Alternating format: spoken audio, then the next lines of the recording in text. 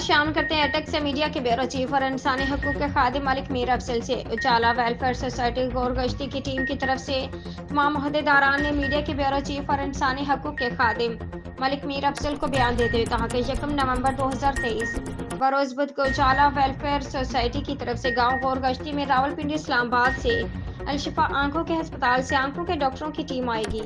اس team کے اجالا welfare society کی طرف سے غور گشتی میں مختلف مقامات پر بیک وقت فری میڈیکل کے 3 کیمپ لگیں گے، جس میں چیک اپ، اینک آپریشن اور میڈیسن سب فری میں ہوگا۔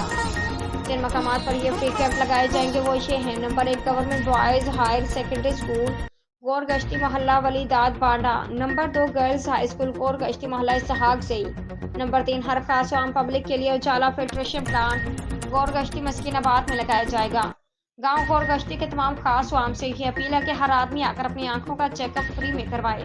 منچانو اجالا ویلفیئر سوسائٹی ٹیم غور گشتی۔